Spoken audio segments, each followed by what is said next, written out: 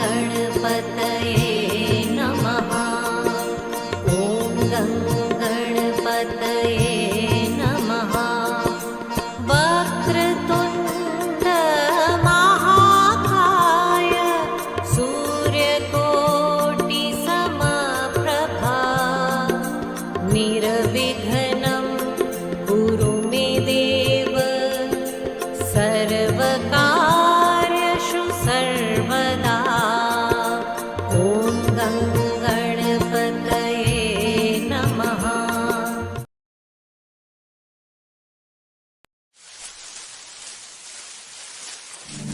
जयधारी माँ। हर जीवन अनेक प्रकार के रंगों से भरा हुआ है। बातचीत वही रंग बांटेगी आप सबके साथ। हम सब एक हैं, बस सोच अलग अलग है। बटोर लीजिए उन रंगों को जो भी आप चाहें इस बातचीत से, और ढाल लीजिए अपनी सोच में। यही मकसद है इस बातचीत का। आइए मिलते हैं अपने प्यारे से मेहमान से। अतिथि देवो भव। जयधारी माँ आप सबको, जयधारी माँ आप सबको गणेश चतुर्थी की हार्दिक शुभकामनाएं। हरे कृष्णा। हम आज शुभा जी से बातचीत करेंगे। उन्होंने उनकी अभी ये किताब आई है प्रभु पे, महाभारत पे। ये कृपा से होता है, ये कृपा से होता है। 100,000 वर्सेस ऑफ महाभारत, एंड ये बुक 1 है। जीवन में युक्ति, भक्ति, शक्ति, मुक्ति चारों चाहिए। हम शुभा जी से आज चर्चा करेंगे, जानेंगे what the Lord tells us about the way of life, how to live. उससे पहले हम एक वीडियो देखेंगे उनके ऊपर, and then we talk to him. Ji.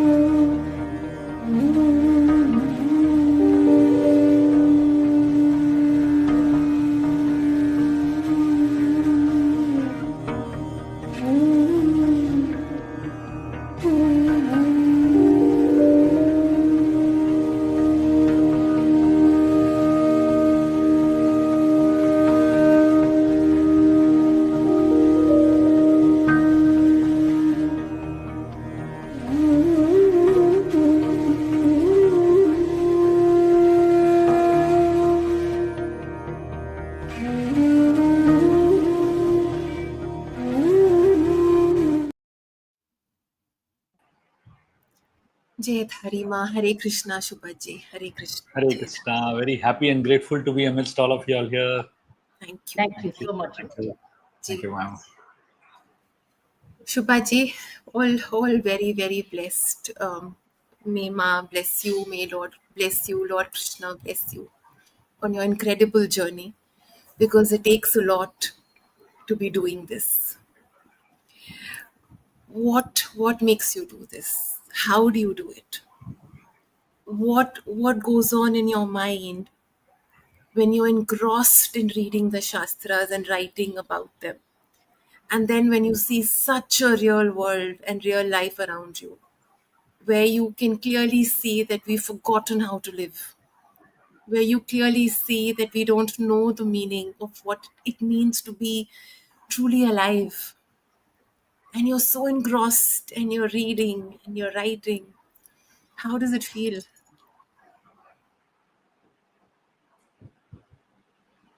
I personally feel great joy in trying to connect with our scriptures because whenever I talk to people today, everyone has so much they're going through. The Srimad Bhagavatam describes people in Kali Yuga, in today's age, as Shoka Ashru Sagarat. The word, Bhagavatam is very aptly defining the mindset of the people of today's age. The word Shoka Ashru Sagarat, what does it mean? Shoka means lamentation, Ashru means tears, and Sagarat means ocean. So essentially, in today's world, people are filled with so much of lamentation of what has not happened to them or what is, what they want, and there's so much of misery. And as a result, people are crying so much.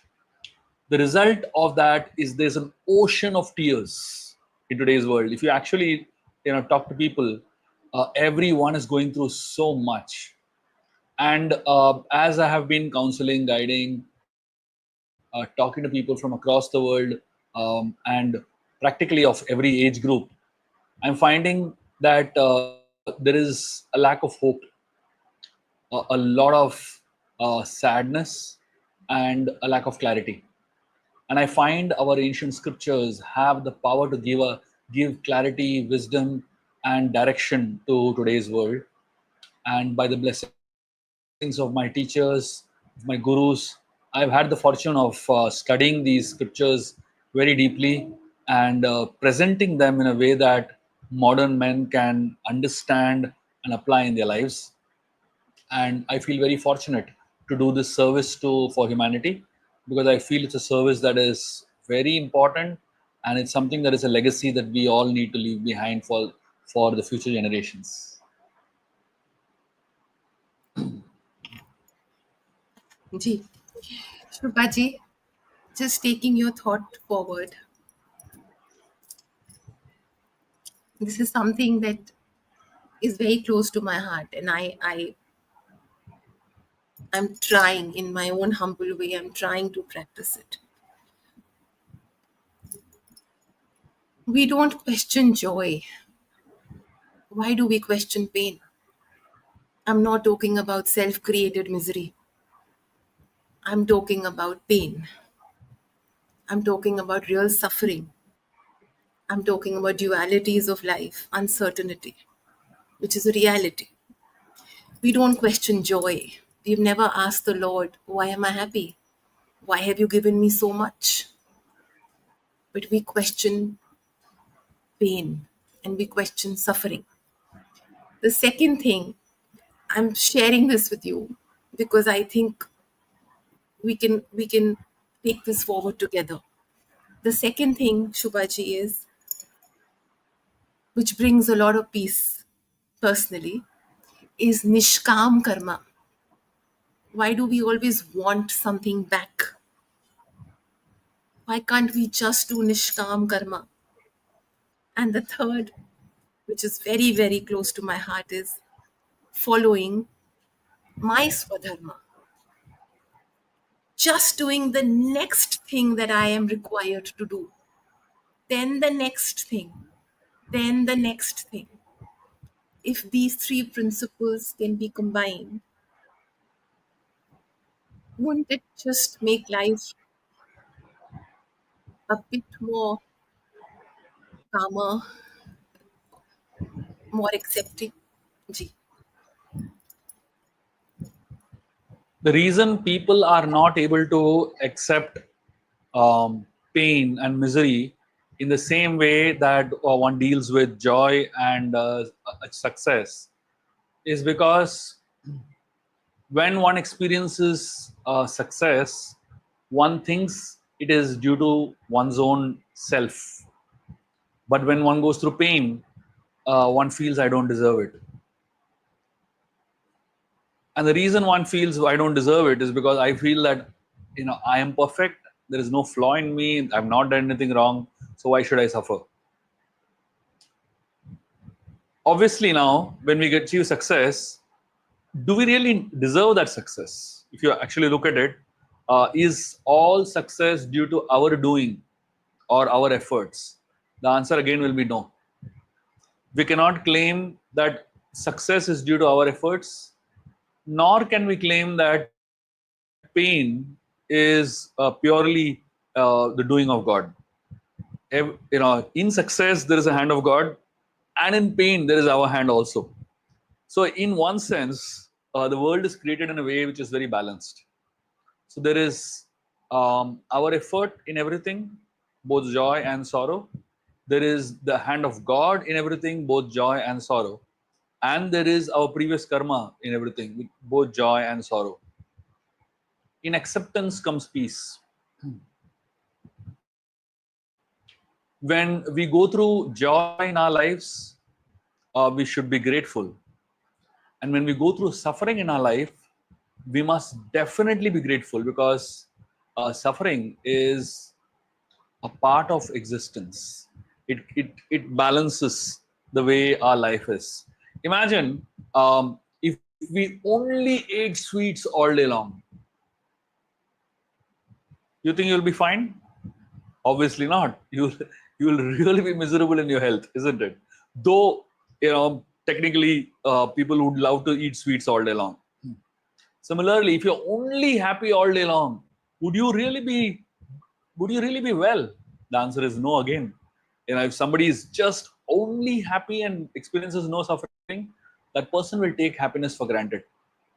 Only in the midst of suffering can one really value happiness and value success. That's the way the world is created. And I think accepting that is a very important milestone achievement in our spiritual journey. And that's when we stop blaming God and we start accepting responsibility for whatever is happening to us in our lives. Um, the moment we start accepting it, we start practicing the principles of what Gita is trying to teach us. Nishkam karma is simply the acceptance that whatever I do, I don't do it for myself. I do it for a greater good of society. Swadharma is exactly that. Swadharma essentially means what I can do with my skills, with my ability, with my psychophysical nature, which can benefit society. That if each one of us are conscious of what gift God has given us, and we use that gift selflessly for the service of God, that's what following one's dharma is, and that's what living a life of nishkam karma is. And that combination is what makes us very powerful and very satisfied. And that's the combination that helps us accept even misery that comes into our life gratefully and understand it as our responsibility. Ji. What? Can we? जी mummy जी. Yes, you have a thought. Carry on. आप बोले मैं बात करूं. I'm curious. He's moved from being a lawyer to a monk to a researcher to an author to a speaker to mentorship to publishing and ISKCON, etc. How, how can one man in one life, and short enough, you're pretty young. You're very young. It's such a wonderful early age. What's made you do? How did you do it? I think many people who would be watching you would like to hear you. What's made you? How did you? Not what, and the how, and the why. The what, the why, and the and who, of course, is you. How? I think, what can you send? How can you inspire? Please inspire of your generation, younger generations, that they can do much, much more. Thank you for asking this question, ma'am. I'll try to share what I went through in my personal life, which helped me reach where I am today. I don't claim that I've done a lot. I feel that I'm just beginning, and there's a lot that I can do and I must do. Um, whatever I've achieved today, it's purely the grace of my teachers. It's purely the grace of God. It's purely the blessings of my parents. It's purely the blessings of so many well-wishers who have come on my path and sincerely wished well for me and blessed me. I began Who my were your journey teachers? as an engineer. Who were Pardon? your teachers? Who were your teachers? Oh, my teachers. Yeah, I have. Um, I consider myself to be a lifelong student, and I have so many amazing teachers in my life, beginning with A.C. Bhaktivedanta Swami Srila Prabhupada, who is the founder of ISKCON, from whom primarily I began learning um, the ABC of spirituality by reading the books of Srila Prabhupada and hearing the lectures of Srila Prabhupada. And then His Holiness Radhanath Swami Maharaj, who is my guru and who is my spiritual father. Everything I am and everything I will ever be will be incomplete without his blessings and without his encouragement. I owe my life to him, literally. I have some really amazing mentors in my life, including Govinda Prabhu, who has been my primary source of encouragement and my go-to person whenever I feel low and when I feel lack of inspiration. He is the person I really go to. And in addition to them, they have hundreds of teachers I listen to on a daily basis. I read, I get inspired and nourished from. And of course, my earliest teachers were my parents and my grandparents, especially my father and my mother. A lot of who I am, a lot of the value systems that I practice today are coming from them. And my father was a devout spiritualist right from day one. I learned so much of what I am today from him. And my grandmother was the source of storytelling. Whatever I learned about telling good stories was from hearing my grandmother. So, like this, I have a plethora of teachers whom I have gained from to reach where I am today. When I began my engineering, when I began my career as an engineer, I loved engineering and I learned a lot as an engineer. Primarily, what engineering gave me was logical thinking, and I still use that logical thinking very much in everything I do, including what I speak, including whatever I write, including the way I live my life. There's a lot of logical thinking that defines it. Um, and from patent law, from intellectual property law, from my study of the legal field, I learned analysis. So, all the analysis that I do in my books and all the analysis that I do in my lectures, I credit it to my legal degrees, which really gave me that analytical ability. And I studied an MA in psychology, which primarily helps me understand human beings well. And what I feel strongly is whatever I speak and write, it resonates with human beings because I try to understand human psychology. So while I'm writing books on various personalities in our scriptures, I try to relate them to the human level so that it can appeal to the human psychology and help one understand it. And then my experience in my research and PhD helped me go very deep into the scriptures and find things that are jewels that can be presented to the world. So that is how I combine my academic background with what I'm doing today in terms of what I'm sharing. One of the things that I learned from my spiritual teachers, which is not there in any of the books, which is not there in any of the educational spheres, the most important thing that I learned from my gurus and my teachers is compassion. Uh, in education, compassion is missing, and without compassion, um, the world is a pretty mechanical world.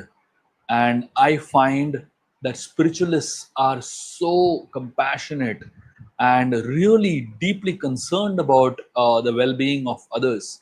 And I find if simply each one of us can become a little more compassionate, a little more caring for the sake of others, for the sake of trying to uplift the world, instead of just trying to uplift ourselves, which is what modern education is teaching us all to grow yourself and uplift yourself.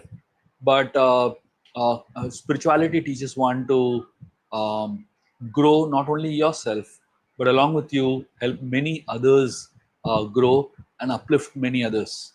I strongly find that element of compassion is what transforms a human being into something that is very different from what the world understands. For me, my lifelong ambition, aim, and aspiration is simply to serve as many people as possible through my writings and my teachings. I do not aspire anything from it. I do not aspire for fame or money or anything like that, that's not my primary drive. My primary drive is to see satisfaction in people's lives. My primary drive is to help people connect closer to God, closer to themselves, and feel a sense of satisfaction in the lives that they live. And of course, ultimately achieve the ultimate goal of life, which is going back to the spiritual world. But while living in this world, one should live fulfilling lives. I feel that this is a space at which I want to contribute the most. I feel there is a tremendous lack of such people in this world who are concerned about others, who are deeply concerned about the well-being of others. And if I can do anything in that space to truly help people through the wisdom of the scriptures, I would find myself to be most fortunate, and I would find myself to be, I would say, very satisfied. While I see that you grew in this, your answers say that you grew in it. Your grandfather, you inherited grandfather, father, mother, spiritual teachers. You grew and you sought out these teachers. So was it a blessing, which was environmental blessing you grew in? And then what made you stay on? What made you stay on track, on the same? You could say you said you were engineer, you did lawyering and patenting. Money could have come a long way. Why did you stay on spiritual track? Um, Spirituality, I find, is almost like a steering wheel for our lives. Spirituality is the force that gives one meaning and purpose in life. The Define reason I spirituality. Define spirituality for the listeners. In my understanding, spirituality is understanding why you live here, why you exist, what is the purpose of your existence, and what is the goal of your life. Um, most people live highly mechanical lives and live by the clock, and they don't know why they're living. If you just ask them what do you do and why are you living, they'll just give you a lot of external superficial answers, which is like making money. I want to build a house, I want to build a career, I want to take care of my family, which is all byproducts of why you live. So if life is a long journey, if a life is a long movie, most people's lives, if you make a movie on anybody's life today, um, the movie will almost seem extremely boring and have no direction. It's just running in frames of running around, but it's not leading you to a particular destination. So any good movie has to be very organized in a way that it leads you a destination which is very satisfying and fulfilling, and at the end people feel, wow, that was amazing. So if you so most people's lives have no such direction and destination. is just pretty whimsical and unstructured. Spirituality gives you a clear sense of direction, a clear sense of purpose, and a clear sense of moving and organizing all aspects of your life towards a particular destination, towards a particular goal. I personally find that to be very satisfying. And more than anything else, I find that spirituality helps you develop a deeper relationship with yourself. There is a very big difference between loneliness and solitude. A lot of people today in this world are very lonely people. The reason they are very lonely is because um, they have not developed a relationship with themselves. They have not spent time developing a relationship with themselves. And that's why social media is thriving so much, because people are just hankering for relationships. And without understanding that unless and until you develop a deep relationship with yourself, developing a relationship with anybody else in the world it doesn't make any sense. And that's why solitude is so important. Spirituality helps you use your time wisely in a way that every moment of your time, helps you develop a deep relationship with yourself. That's why spiritualists are taught how to utilize time wisely. Most people, if they have a chunk of time at hand, they use it in the most destructive and most unconstructive way. For example, watching a Netflix series, or binging on YouTube and Instagram. Uh, at the end of the day, they don't realize they've done anything with that time. But if someone is practicing the path of spirituality, it gives you a strong sense of a purpose, and especially with your time. And that's what differentiates solitude and loneliness. Loneliness means when you have a lot of time, you feel alone. I don't know what to do with my time. But somebody who is not lonely but who understands the purpose of solitude, he feels, if I have time alone, it's a wealth, it's a great asset, it's a great wealth. And you start looking forward to that kind of time, where you can go deeper, right? So I personally feel that's one of the most powerful contributions of spirituality in my life. Shubha ji, is living life and spirituality not the same? Because a householder can also be practicing spirituality. You cook, clean, the way you relate to your spouse, your husband, your child, your relatives, what you do with your money, the way you save it, the way you are with your support staff, the way you, everything, the way you dress, sit, talk, eat. It's all spirituality. God has also made us the rasas of life, different rasas of life.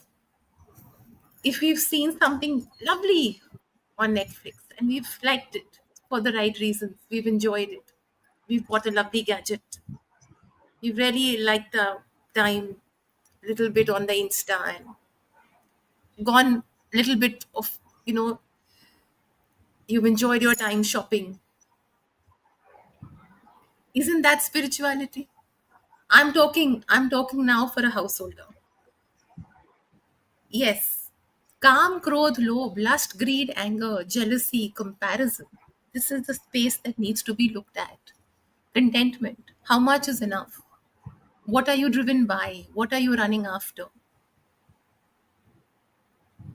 Aren't we mixing it all up? I Spirituality doesn't take you away from real living. In fact, it connects you more to life. Let's ask. Yes, Let's doesn't ask. isn't that spirituality, Shubhaji? So let's ask. Yeah, spirituality is a sense of balance. Anything that Ji, is done in extreme is bad. ji. If you do, even in fact, Lord Ram says in the Ramayana, when he's having a conversation with Bharat, he's asking him, "Are you doing excess of religion?" And he's asking, "Are you doing excess of sense gratification?" Are you doing excess of earning money? So Ram tells Bharat that anytime anything is done in excess, it's bad, but anything that is done in the in a balanced fashion is good. So whatever God has given us, including enjoying the senses, has to be done in a balanced fashion. If it is done in extreme, then it's harmful. Nothing is bad in this world because it's all creation of God. And that is why dharma, artha, kama, moksha, all four are purusharthas. They're considered to be part of spirituality. But at the Yes. same time, if you focus on one of them and neglect the other, so in the name of God, you can't neglect the family, and in the name of family, you can't neglect God. In the name of enjoyment, you can't forget the purpose of life, and in the name of purpose of life, you can't forget enjoyment. So that sense of balance is what is called as art of living. The Mahabharata teaches us the art of living, and that's precisely what I'm trying to present in the Mahabharata, where we're trying to present in a way that it shows a balanced approach towards spirituality, um, but at the same time it gives us a good clarity on the importance of bringing that balance. Any extreme is bad, and any extreme should be definitely avoided. How best to learn it? The viewers may ask you, I want to lead a balanced life. How can I do it? How can I understand and learn it? What do I do every day on a daily basis? Yeah. Spirituality talks about Bhagavad Gita. Krishna says, Tadvidhi pranipatena pariprashnena sevaya upadekshantade jnanam jnaninas tattvadarshina. You begin spirituality by approaching a good teacher. Spirituality is not something that you figure out. It is not self-help. It is something that we learn under a teacher. Find a good bona fide teacher who is himself or herself practicing it. It's not that I give a lecture and I don't practice it myself. It is supposed to be something that is bona fide. You're connected to a parampara of teachers who are themselves practicing it, and you have practiced it sufficiently in your life, and then you have the authority to teach. And when we approach such a teacher, tadvidhi pranipatena, we approach such a teacher with humility and pariprashnena sevaya, ask them relevant questions. Relevant questions is very important, not just randomly any question, basically. Relevant questions. And sit under their feet and hear from them. And more importantly, serve them. Serve those teachers who are imparting wisdom to you, because when you serve them, then that knowledge gets digested. So this is the path of the process of learning spiritual knowledge and gaining realization from that knowledge.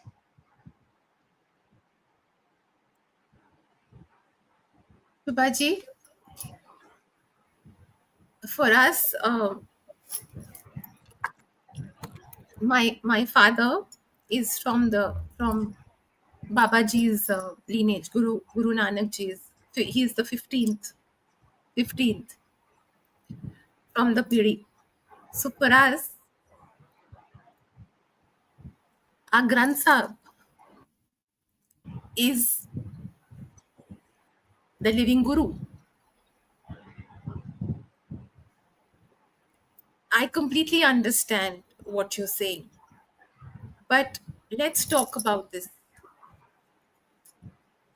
The power of our Shastras, our Granth Sahib, our our uh, our Srimad, our Bhagavad Ji, our Gita Ji, our Bhagavatam, our Ramayana, the Holy Bible, the Quran, the Avastha.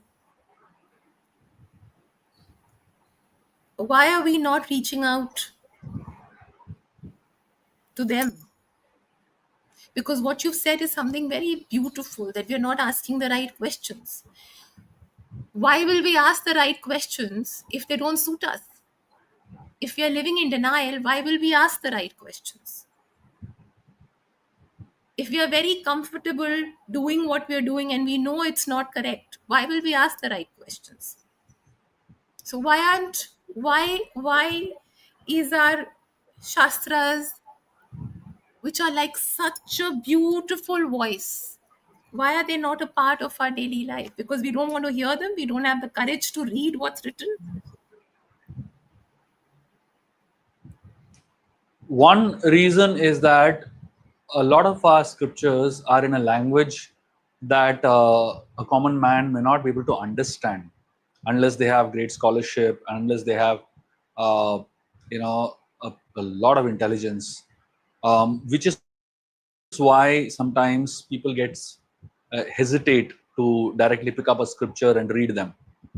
And that's why the medium of good teachers is important, because they make, it's like, the Vedas are like paddy that is grown in the field. There is husk, and the paddy is not something that you can eat directly. The great teachers pick up that paddy and dehusk it, and then cook it nicely, you know add some kaju badam in it, add some masala in it, cook it very nicely, and then feed it to us. Then it becomes the same knowledge that is there in the Vedas becomes in a way that is palatable to us. So we have great teachers who have done that job of dehusking that Vedas. We have teachers like Srila Prabhupada who have actually cooked the rice that is dehusked.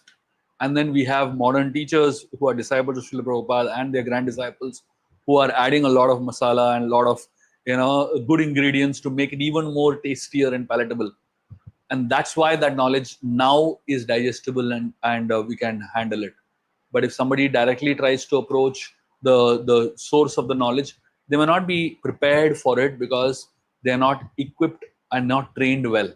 So I personally feel that that is the reason why people don't approach the scriptures directly, because they don't have the capacity to digest and assimilate what is there in the scriptures. Let me come to your book, Shubhaji, your latest book. Has it been released? Yes, we Wonderful. released it a few days back. Actually, on Janmashtami Day, it was released. What better day than to do that? Now, since it's a undefeatable Krishna, first of all, why do you use the word undefeatable? And then from undefeatable, since you're giving very sharp answers, I thought I'd give you the part B also. What is undefeatable? And give us the life lessons from the life of Krishna. So two questions. Undefeatable is because Krishna um, is undefeatable in every way possible, whether it is in his beauty, whether it is in his fame, whether it is in his knowledge, whether it is in his strength, whether it is in his renunciation, whether it is in every Aishwarya, every aspect, every opulence. Krishna is undefeatable. There is no one who has surpassed him, and no one who will surpass him.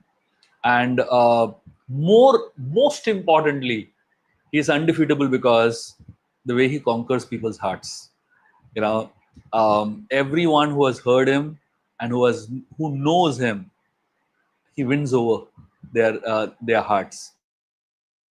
Defeating a person physically is easy, but winning a person's heart is not easy.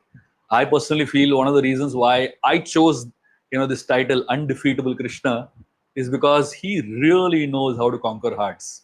And I personally have feel very strongly that um, that is perhaps the most um, heart-winning characteristic of Lord Krishna, and that's why that title Undefeatable Krishna really is relevant, because the way the scriptures describe Krishna and the way the personality of Krishna is, it really aptly defines him.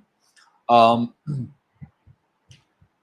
in terms of the lessons that we can learn from this book, from Krishna, especially Krishna's life, Krishna is one of the most um, magnanimous and the most complete person the world has ever seen. Whether it is in strategy, whether it is in his intelligence, whether it is in his relationships, whether it is in his um, ability to be detached, whether it is in his ability to love. In every aspect, Krishna has so much to offer the world. Um, there are a few things that I strongly feel the world can learn from Krishna. And one of the things, of the many things, is the way he respects people. I'll just give you a small example to help you understand how Krishna does this. If you simply study the Bhagavad Gita, there is a very fascinating thing that you will observe in the conversation between Krishna and Arjun in the Gita. Whenever Krishna addresses Arjun in the Bhagavad Gita, every time he addresses Arjun, he uses a different word to address him. He calls him sometimes as Parantapa, he calls him sometimes as Gudakesha, he calls him sometimes as Partha, he calls him sometimes as Savya Sachi. So each word that Krishna calls Arjun by refers to one of the qualities of Arjun. The word Savya Sachi means the one who is ambidextrous. He can use both his hands effectively. The word Gudakesha means the one who has conquered his sleep. The word Dhananjaya means the one who has, acquired unlimited wealth.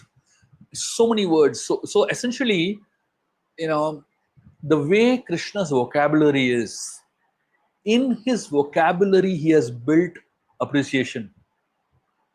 When you connect with human beings, one of the things that really endears a person to another human being is the way that person is able to appreciate the good qualities of the other person.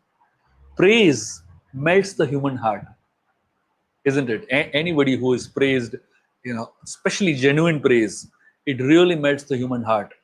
And Krishna is a master at it.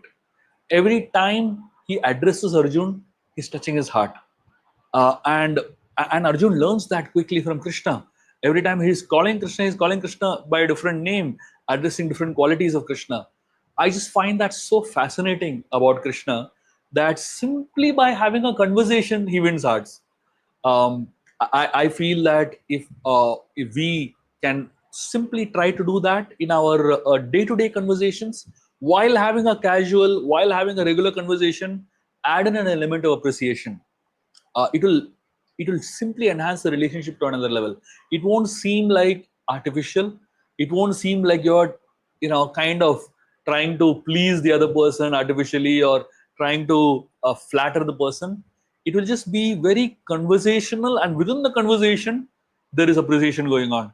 And I find that very fascinating in Krishna's personality, and not just with Arjun. He does that with everybody that he meets, and throughout the Mahabharata you'll find Krishna doing that with so many other personalities. And I find that to be a very fascinating lesson to learn from Krishna's life. So many. And more. Tell me more. There are more lessons. More. I'm hungry to know more. Yes, absolutely. Krishna is an ocean of wisdom. Um, Lord Krishna, he one of the names of Krishna, he is known as Rasaraj. Rasaraj means king of mellows. So he has an individual connection with every person, and every person he meets, he has a relationship which is unique only to that person. He doesn't have that kind of relationship with anybody else. And it's very difficult to have to be able to be a different person to everyone, because most of us, we have a very set personality, and we have a very set behavior, and naturally in our conversations and in our relationship with people, uh, you can almost predict how you're going to behave, how you're going to deal. Krishna is completely unpredictable. You cannot do that, because with every person he has a very unique relationship. Like with his friends in Vrindavan, the relationship that he had was so informal. The same Krishna, when he comes to Mathura, his behavior completely changes. With the people of Mathura, the common men of Mathura, Krishna's relationship was very different, more formal. With uh, some, like say for example, when Krishna met Kubja in Mathura, he had a very different type of connection with her. He had a relationship which was almost um, something on the borderline of between conjugal and and respect. And with Arjun, he had such depth of friendship with personalities like Vyasdev. Krishna has such a different flavor of relationship. With his brother Balaram, he has such a different flavor relationship. Within his queens, he had so many queens, 8 principal queens.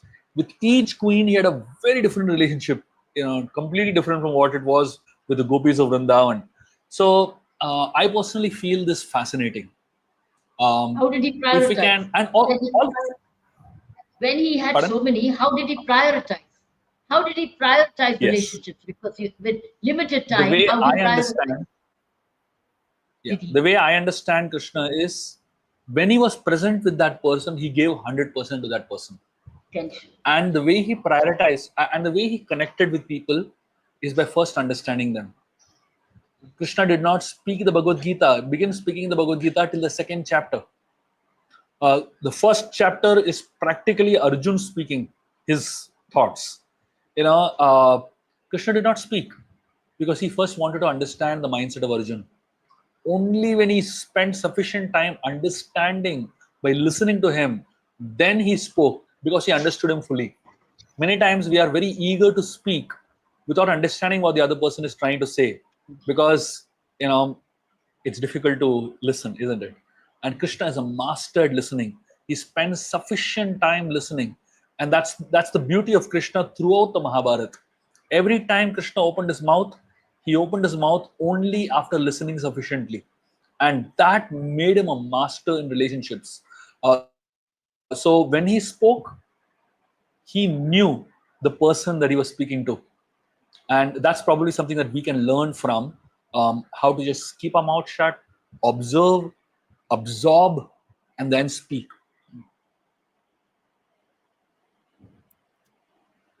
Sana, yours? Otherwise, I go. Shubhaji, how She can gets, she's got tears of joy of learning in her eyes.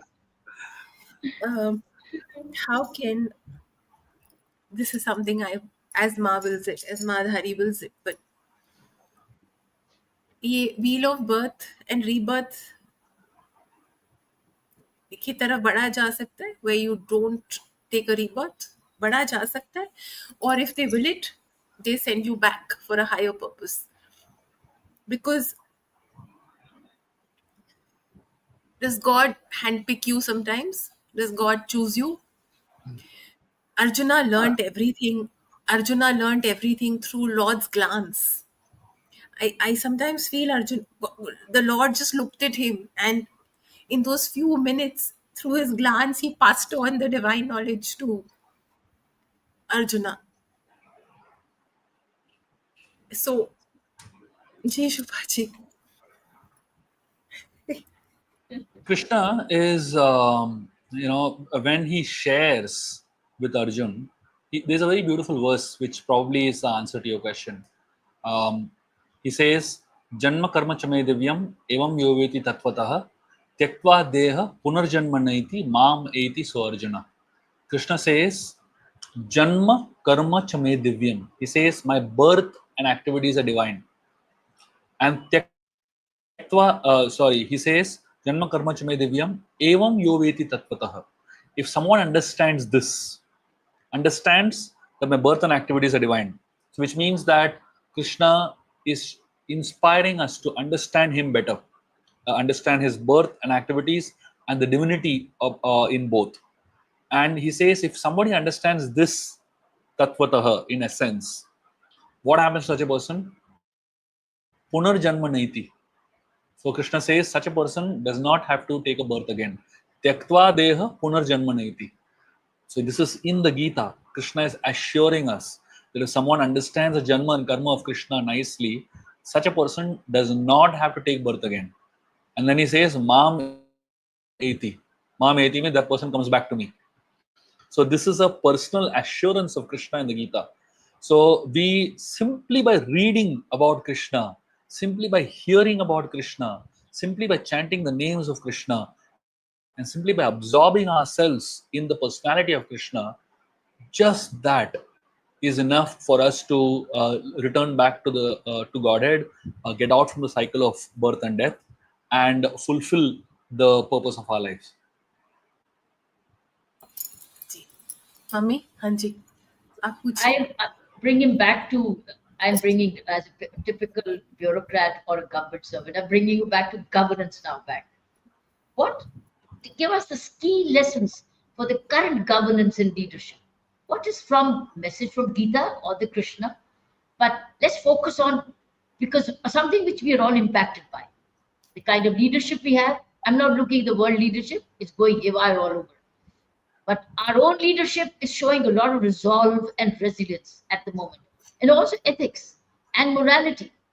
Imagine. So, give us what is the key lessons for governance and leadership of current times, and particularly let's focus on India. See, what I'm going to do now is I'm going to give you a context of Mahabharata. And, as I'm telling you the context of Mahabharata, you will see that context of Mahabharata is exactly what India needs to know today in terms of how to handle itself and how to handle governance and how to handle leadership. And I'm giving you the Fantastic. complete context of it. And you see how I'm not even going to talk about modern names. I'm only going to talk Mahabharata. And you will see how clearly relevant it is today. The Mahabharata talks about three very powerful people: Dhritarashtra, Bhishma, and Drona. These were, Dhritarashtra, Bhishma, and Vidur. These were the oldest personalities in the Mahabharata in the royal kingdom, royal family, right? Each of them by themselves were superpowers. Dhritarashtra had the strength of 10,000 elephants. He was a king, although he was blind. Bhishma, he was the son of Ganga, and Shantanu Maharaj, the heir to the entire Hastinapur, lineage, and he was the disciple of Parashuram himself. And Vidura was a son of Vyasa, and he was absolutely astute, the prime minister of the country, with wisdom that was beyond time. And plus, he was Yamaraj himself. Three superpowers. But the interesting thing the Mahabharata talks about is that these three old people, though themselves they could handle any problem, they didn't create a succession. Each one of them had problems of their own. Bhishma had a problem that he took a vow, for the betterment of society, and that vow became the greatest problem of his life. And he was not ready to break that vow. He was not flexible enough to break that vow. Dhritarashtra, he had strength, he had power, but he was blind. Not just physically, but he was blind to the atrocities done by his own son. He couldn't see clearly. And Vidura, he could see clearly. He had solutions to all problems in life, but he did not have any empowerment. He was a Dasi Putra. He couldn't say anything.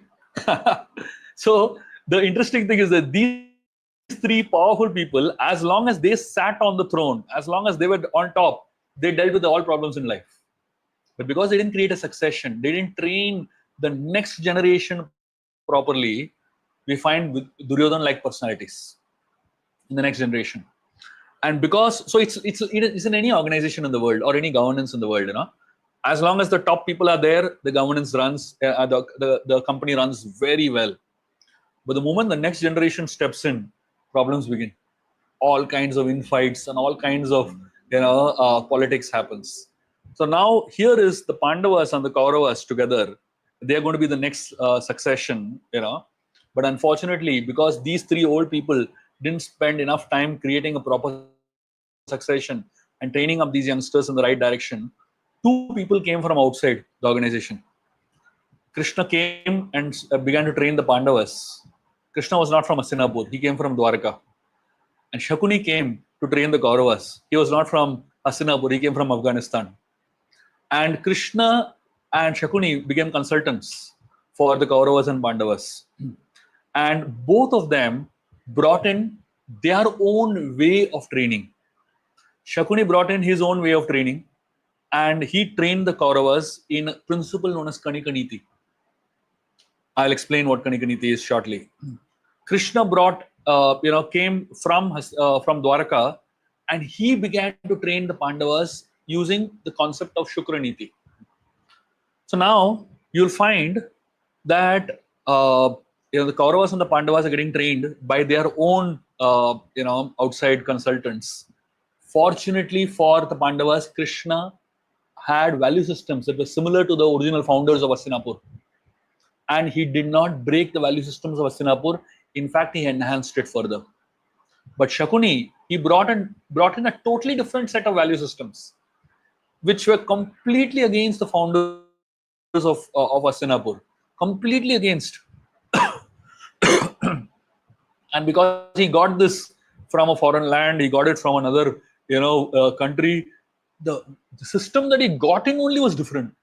Kanika was Shakuni's guru, and Kanika taught Shakuni a principle known as Kanika Niti. And Kanika Niti is very, very simple.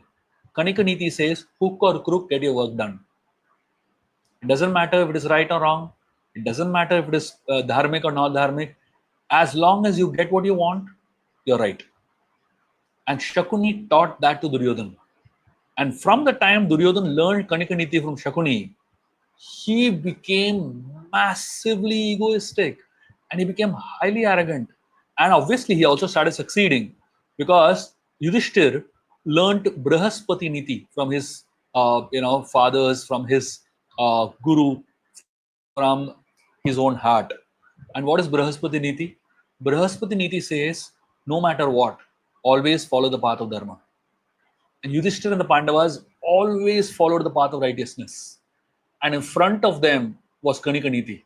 Now, obviously, if Brahaspati Niti comes in front of Kanika Niti, who's going to win? Obviously, Kanika Niti is going to win, which is why the Pandavas went through so much suffering.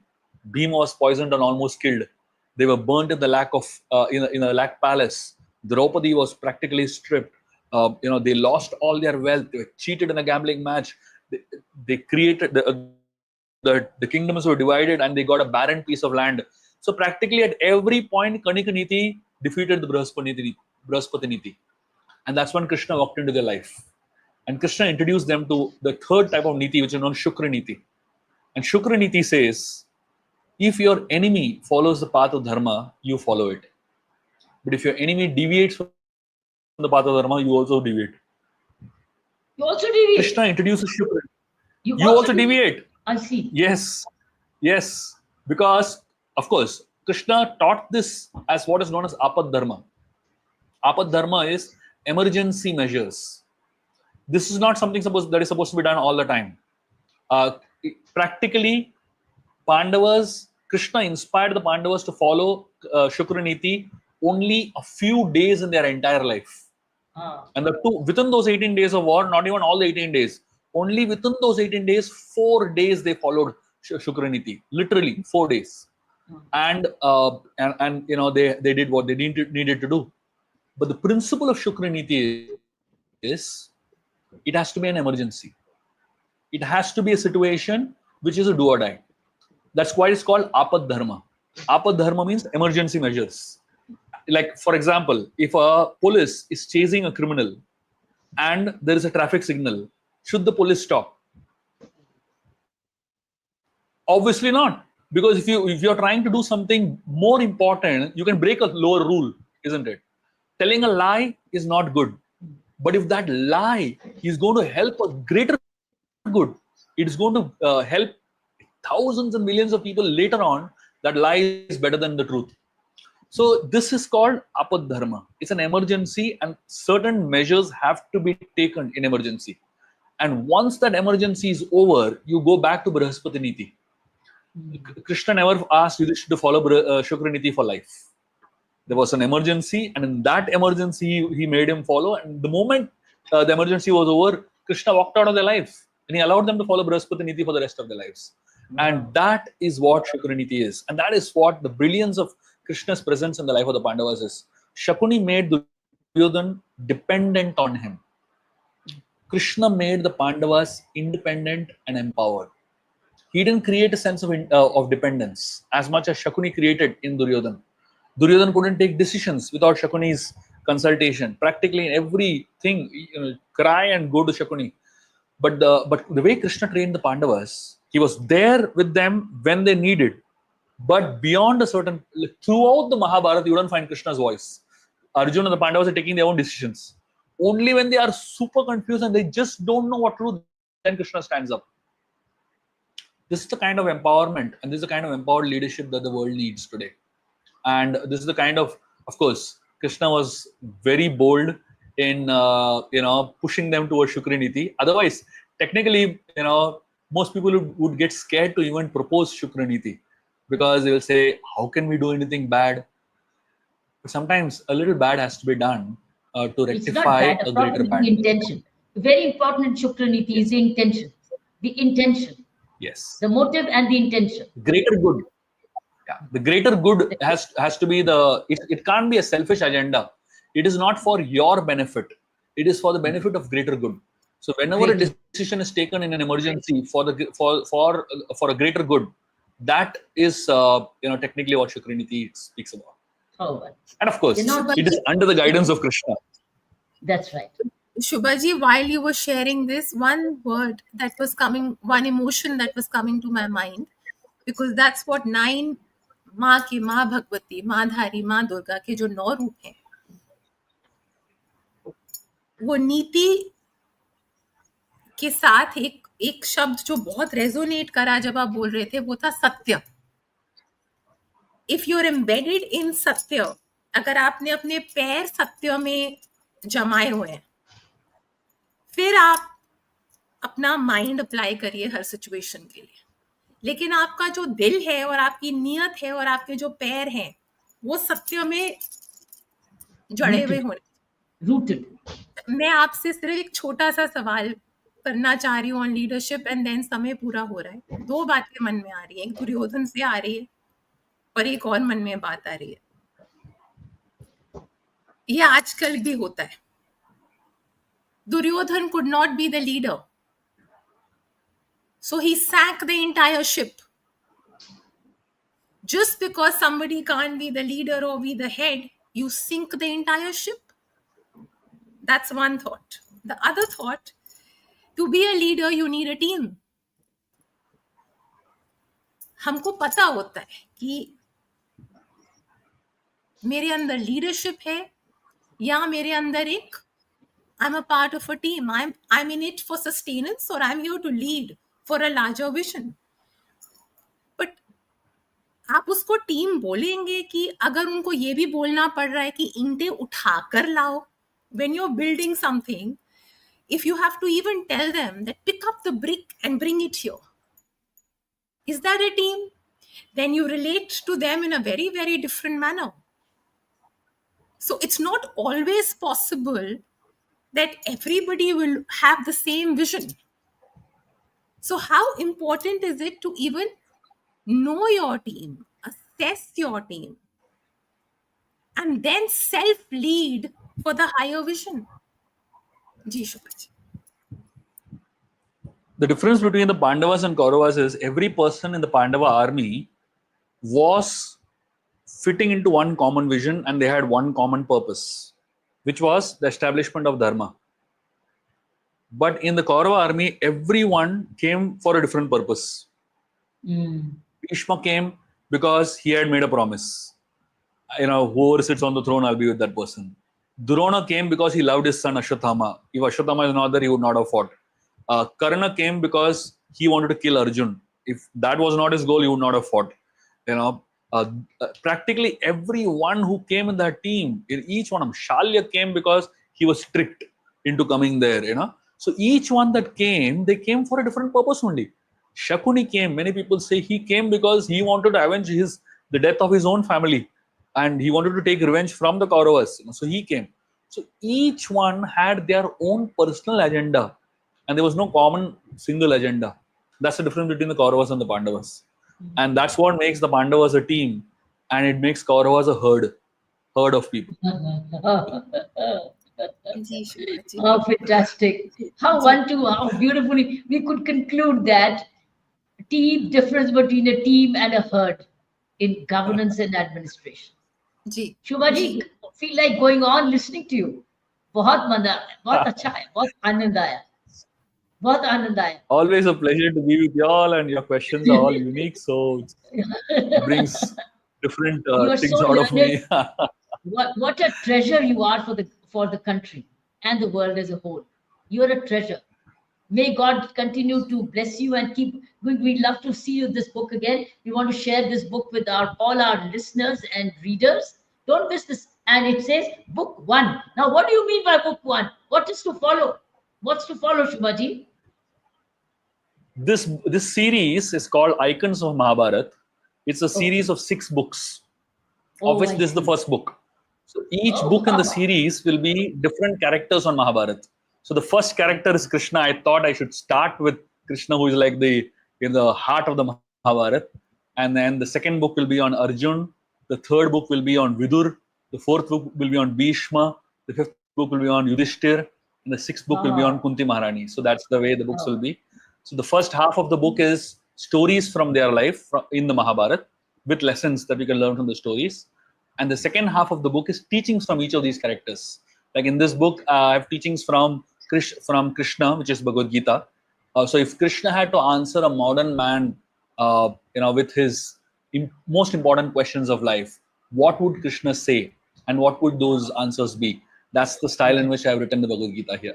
Fantastic. Why don't you open a school of your own so that we can all take admission and learn from you? Eventually, maybe someday in future, my aim and dream of life is to open a university of Ramayana and Mahabharat, where Please do. I can teach the Ramayana and Mahabharat in great detail, having a degree, a master's, a PhD. Focusing completely on Ramayana and Mahabharat research Please do. with your Please do. blessings and hopefully Please divine do. will. And if one has age enough, one would love to be your student. Thank you so much for being who you are and what you continue to give and contribute to enrichment of this country. Thank you so much. We are so blessed. Thank you, ma'am. Thank you. Very, very grateful for your encouragement and for always being there. It's such a pleasure to be with you. Thank you so much. Thank you for your very valuable time. I know we've taken an hour and a half out of you. You would have probably written another chapter of a book. Thank you so much indeed. Thank Thank you, you. Shubhaji. Pranam Thank ji. you. Thank you. Hare Krishna. Jai Dhari Hare Ma Krishna. Shubhaji. Thank you. Thank Hare you. Thank Krishna. you. Hare Jai Krishna. Dhari Ma. Jai Thank you. Dhari Ma. Ji.